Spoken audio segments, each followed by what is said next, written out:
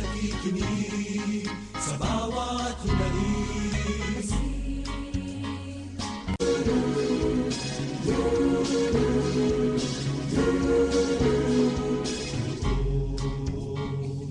Lahat ng takot sa inyo. Magpagpalang umaga po sa ating lahat. Ngayon po ay nasa ika-11 linggo sa karaniwang panahon tayo. Kaya ang kulay ngayon ay green. Green yan. At tayo po ay patuloy po na nakikinig sa programang Manalig Ka, ang isang oras na pagninilay at talakayan tungkol sa Ebanghelyo ngayong araw ng linggo. Tayo po ay napakikinggan ngayon sa radyo natin Gimba 105.3 FM at radyo natin San Jose 103.3 FM. Tayo rin po ay live na napapanood via live streaming sa www.diocesofsanjose.org at www.rng.org and of course sa paborito po ng bayan ng Facebook account ng ating programa www.facebook.com/manaligka2006. Ito pa rin po ang inyong hindi nagbabago na nanatiling Ilocano na kapatid, si Father Bong Romano po. Si Maris po, isang simpleng kabataan. Nandito pa rin po si Raniel, ang seminaristang Kapampangan. Bago po tayo tuluyang magpatuloy sa ating programa, tayo po muna ay mananalangin na pangungunahan ni Maris. Sa ngalan ng Ama at ng Anak ng Espiritu Santo. Santo. Amen. Amen. Panginoong Diyos, pinupuri po namin kayo sa araw po na ito na muli ay binigyan niyo kami ng pagkakataon upang makapagbahaginan at makatulong po sa reflection ng ating mga makikinig, Lord. Nagpapasalamat po kami sa lahat po ng mga nakikinig ng Manalig Ka. We thank you rin po sa isang maayos na araw, Lord. At dinadalangin po namin na makasama ka namin sa talakayang ito, na kami ay bigyan nyo po ng pananampalataya at talino upang masabi namin ang aming mga gustong sabihin at upang makatulong din po sa mga nakikinig para tulungan din po sila sa kanilang buhay pananampalataya. Ito po ay hinihiling namin sa matamis na pangalan ni Kristo, ang aming Panginoon. Amen. Amen. Sa Sa ngalan ng Ama, ng Anak, ng Espiritu Santo. Amen. Amen. Ngayon po ipakinggan natin ang Ebanghelyo ngayong linggo na ito at babasahin ni Brother Raniel. Ang mabuting balita ng Panginoon ayon kay San Marcos. Papuri sa iyo, Panginoon. Noong panahong iyon, sinabi ni Jesus sa mga tao, ang paghahari ng Diyos ay maitutulad sa isang naghahasik ng binhi sa kanyang bukid. Pagkatapos niyon, magpapatuloy siya sa kanyang pang-araw-araw na gawain. Tutubo at lalago ang binhi nang hindi niya nalalaman kung paano. Ang lupay siyang nagpapasibol at nagpapabunga sa mga pananim. Usbong muna, sa kauhay na pagkatapos ay mahihitik sa mga butil. Pagkahinog ng mga butil, agad itong ipapagapas sapagkat dapat nang anihin. Sa ano natin ihahambing ang paghahari ng Diyos? Sabi pa ni Jesus. Anong talinhaga ang gagamitin natin upang ilarawan ito? Tulad ito ng butil ng mustasa na siyang pinakamaliit sa lahat ng binhi.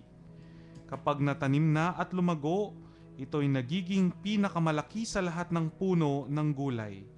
Nagkakasanga ito ng malalabay, anupat ang mga ibon ay nakakapamugad sa mga sanga nito. Ang salita'y ipinangaral ni Jesus sa kanila sa pamamagitan ng maraming talinhagang tulad nito, ayon sa makakaya ng kanilang pangunawa. Hindi siya nangaral sa kanila nang hindi gumagamit ng talinhaga, ngunit ipinaliwanag niya ng sarilinan sa kanyang mga alagad ang lahat ng bagay. Ang mabuting balita ng Panginoon. Pinupuri ka namin, Panginoong Jesucristo. Maraming salamat, Sister Maris, sa pangunguna sa ating dasal. At ganoon din, Brother Raniel sa pagbasa sa Ebanghelyo.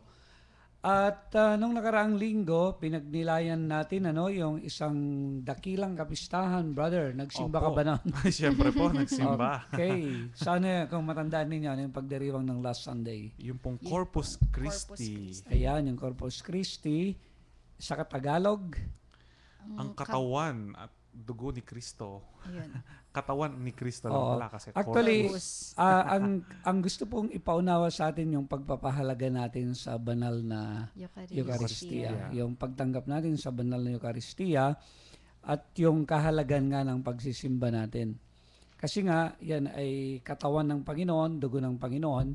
Yung napakahalaga dyan, yung matanggap mo siya bilang pagkain ng iyong kaluluwa. Kasi nga, tandaan po natin, mga nakikinig, meron po tayong kalusugang pangkaluluwa. Kaya Maris, baka akala mo yung physical fitness lang mahalaga dyan, yung Zumba ba yun? Okay, organic, hindi lang yon. Napakahalaga na meron tayong, na binibigyan natin ng pagpapahalaga palagi yung kalusugang pangkaluluwa. Yes. Kaya yon yung ipinaalala sa atin. Pero ngayong linggo na ito ay nasa ordinaryong panahon tayo at yung ordinaryong panahon ay idinadala tayo sa ministeryo ng ating Panginoon, yung mga ordinaryo na very special na nagawa niya. Opo. Ordinaryo kasi yung ginawa niya, kung ano yung ordinaryo na ginagawa sa pangkasalukuyang noon na panahon nila, special dahil meron palagi na tinatawag na kaakibat dito yung pananampalataya at pagtuturo niya tungkol sa kaharian ng Diyos.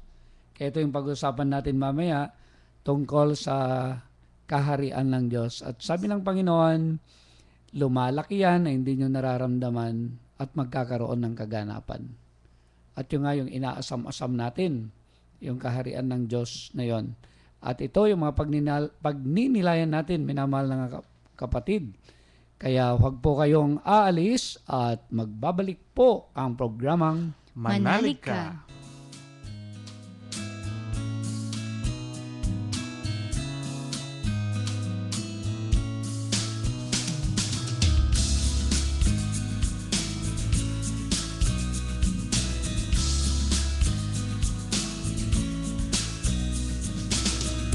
Lord, I come to you.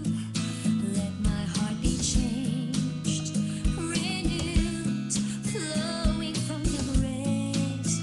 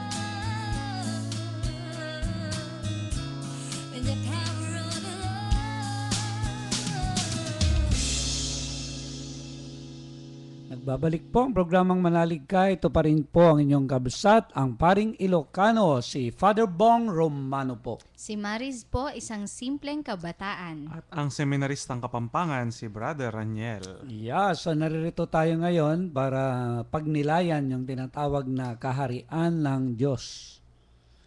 Uso pa ba yung mga kwan ngayon, yung mga ano pa ba yung mga bansa ngayon na merong kaharian, yung may tinatawag na Yung pong mga may hari? monarch. Ay, Oh, yung mga pong monarch. England. Sikat na England, sikat, di ba? oo. Si Queen Hanggang Elizabeth. ngayon po sila. Ayan, Yan. oh. Sa Spain, meron pa rin po sila. Pero hindi na po sila sa politics. Ceremonial na lang. Ceremonial na lang. Pang Yung display. sa Thailand, di ba may King of Thailand? Opo. Pero meron din yata Bahrain din silang po may kingdom eh. sa Brunei. Oo, Brunei meron din po, Brunei. Ayun, yung mga ganun, no? Pero tayo, hindi na natin inabutan. Yung inabutan lang natin dito, yung mga naghahari-hari. Mga Hari ganun, ng no? tundo. Saka yung mga naghaharing uri, mga ganun. Pero ang pagninilay nga po ngayon, yung tinatawag na Kingdom of God. Yung vision, mission ng ating Panginoon, ano ba yung vision sa Tagalog? Parang yun po yung vision, yung ano ba yun? Adhikain. Adhikain, Ganun yung po. nais niya na matamo. Opo. Ayun. Actually, napakasimple, di ba? Usong-uso ngayon sa corporate world, gumagawa sila ng mga vision, mission Opo. statement. Opo. Ang hahaba kung minsan, no? Institutes, mga Oh, schools din. tayo rin, dito sa diocese natin, meron tayong vision mission. Yung una, yung tinatawag na Damayang Kristiyano, di ba? Yung vision natin ay yung tinatawag na Damayang Kristiyano. At yung mission natin ay maipalaganap yung Damayang Kristiyano. Pero yung Panginoon, napakalinaw yung vision niya, yung to establish the kingdom of God. So, para, ano yung establish? May Sa itatag po, Tagalog, gano'n. Itatag. Itatag. Oo. Itatag yung tinatawag na kaharian ng Diyos. At kanina, brother, paano niya ikwinento? Medyo balikan nga natin yung ebanghelyo.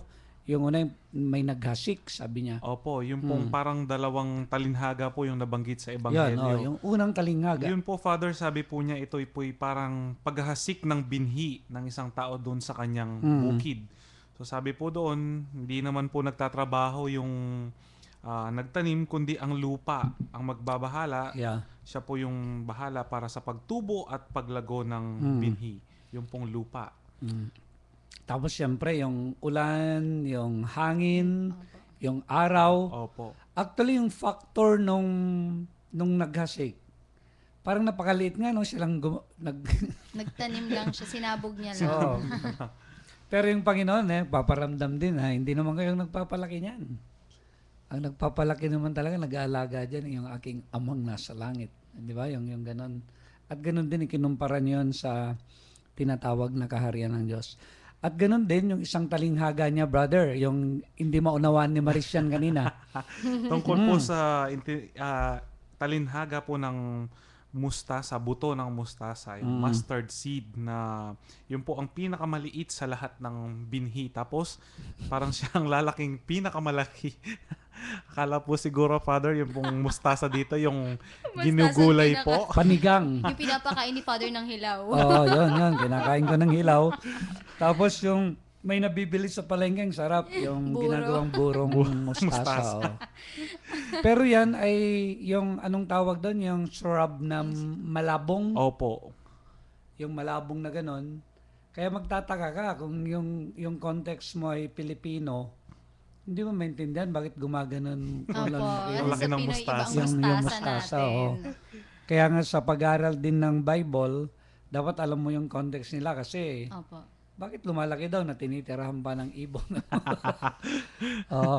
Pero yung punto ng Panginoon, ganun nga po yan. Parang napakaliit lang sa simula niyan, pero lumalaki yan na hindi mo nararamdaman. At yung hamon, siyempre sa atin, yung tinatawag to realize that kingdom of heaven, yung kahandaan mo na maging instrumento ka to promote His kingdom. At yung, siguro, brother, yung description pa na makikita mo yan, no? Yung, kahit nagsimula sa maliit, hindi mo mapipigilan yung paglaki. Opo. Hindi mo mapipigilan yung paglaki. At yung nangyayari yan, ayaw man ng tao o gusto ng tao.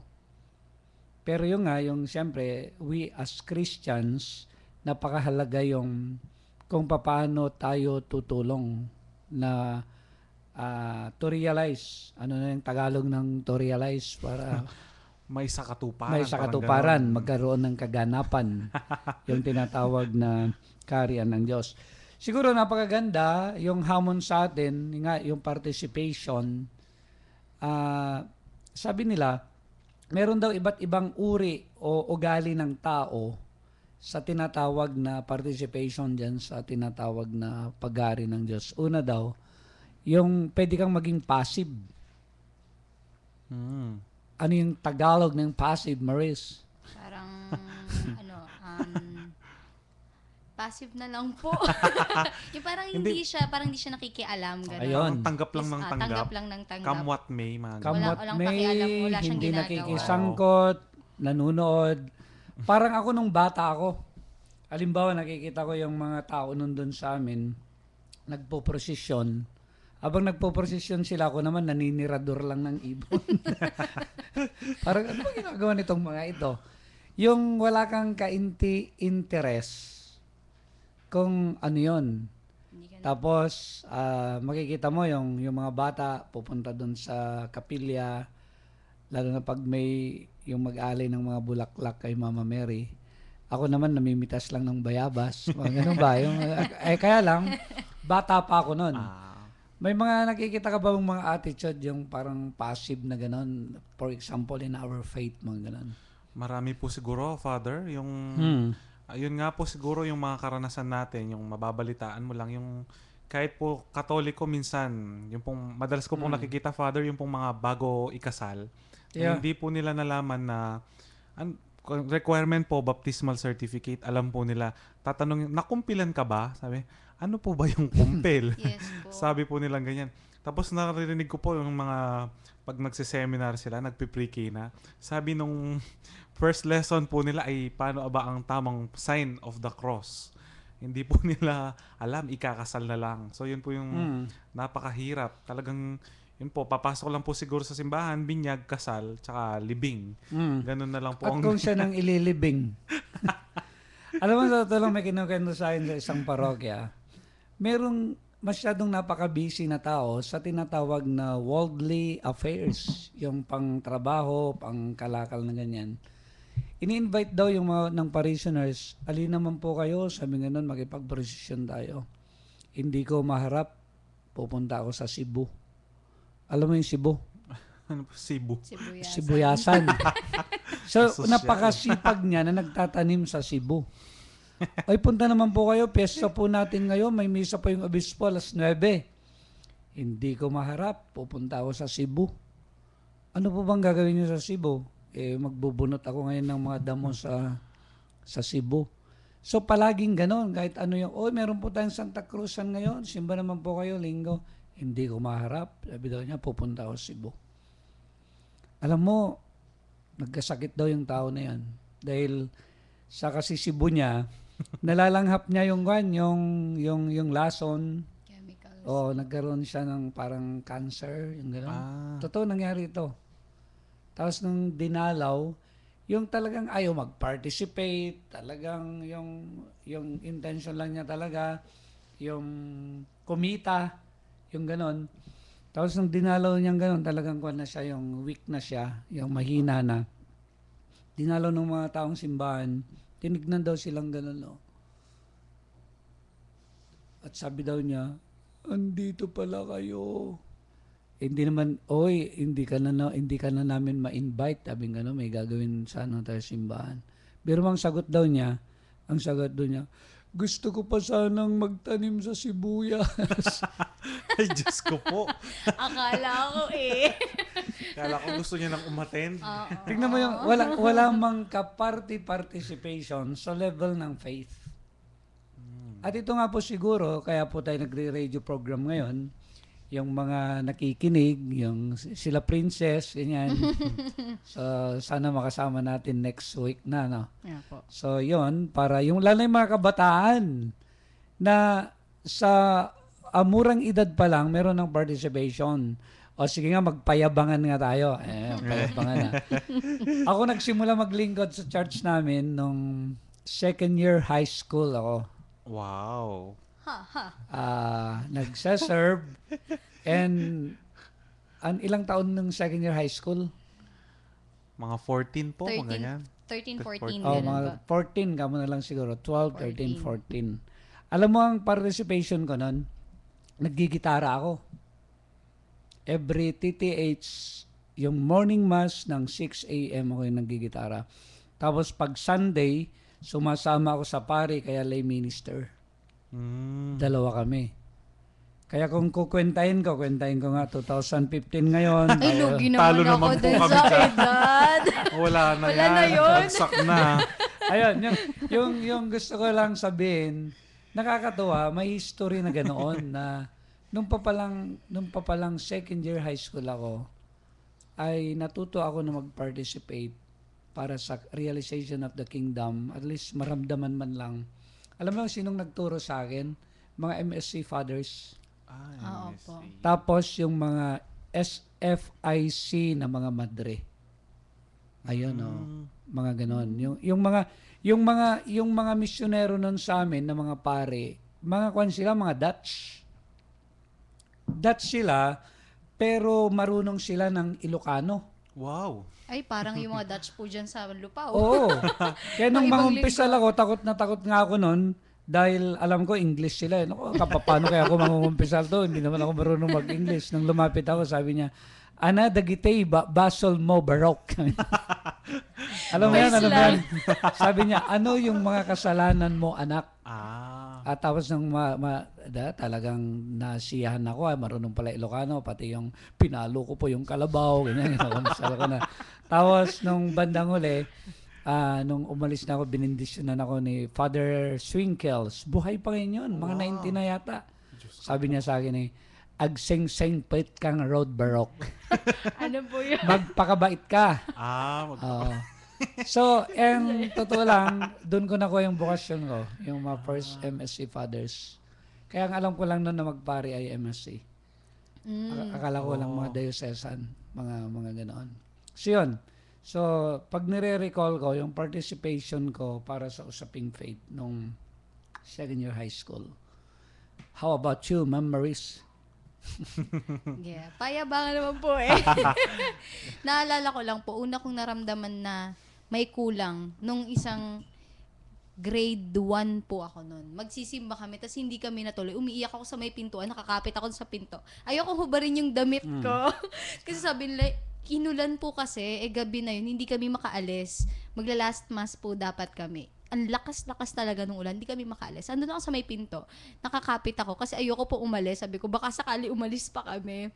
Ayaw po. Hindi po talaga kami nakapagsimba. Noon ko po na-realize na, doon ko naramdaman yung parang may kulang talaga. Every Sunday kasi nasanay na ako, nagsisimba kami. Tapos ayun. Pero grade 4 po talaga ako nag-start. Nag-choir ako naman. Dito po, choir na ako dito ng grade 4. Father, grade 4 yon. Pero naging youth minister po. Naging youth member po ako dito ako ay first year high school naman. Yung active na. First year Swerte, high school. grade 4. Nung elementary kasi ako, passive ako.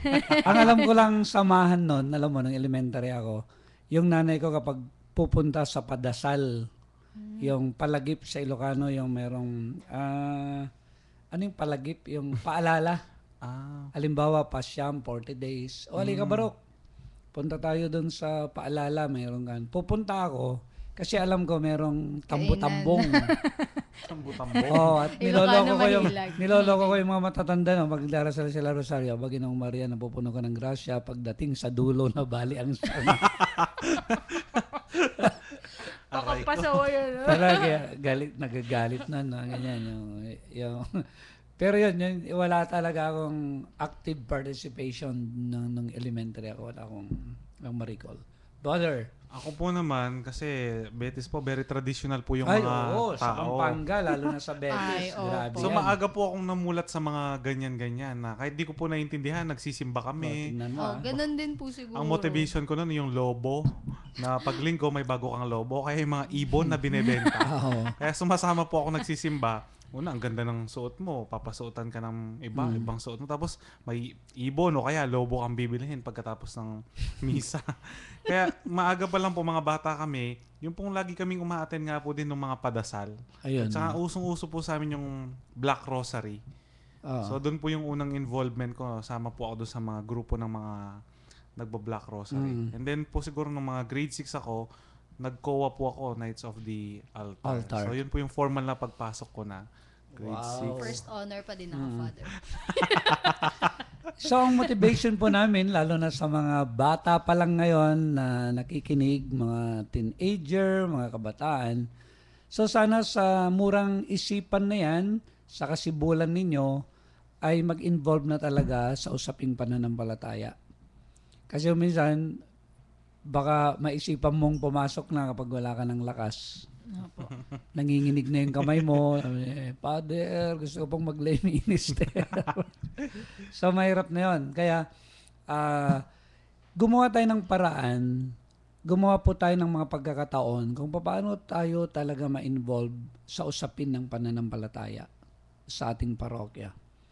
At kaya nga po ngayon, yung tinatawag na lay ministries, dati hindi ba parang ang may kakayahan lang to preach, yung may kakayahan lang na magtrabaho ay mga pare, Opo. tsaka madre. Opo. Pero ngayon hindi ganoon. Merong active role yung mga hindi pare, mga madre. Ang hinihingan nga ngayon ng active participation yung grupo ng youth.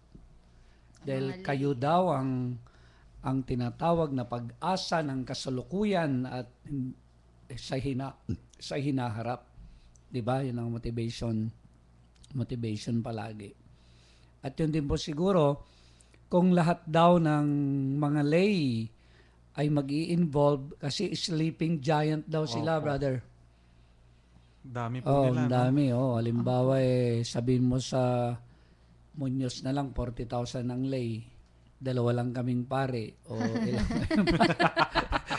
pag kayong kumilos, talagang mararamdaman yung kaharian ng Diyos. So, ito pong pinagninilayan natin, minamahal na mga kapatid, yung participation natin sa pagtatatag ng kaharian ng Diyos dito sa lupa. And of course, sana maging bukas tayo na maging instrumento po para dito. Huwag muna po kayong alis at magbabalik po ang programang Manalig Manalig ka. ka.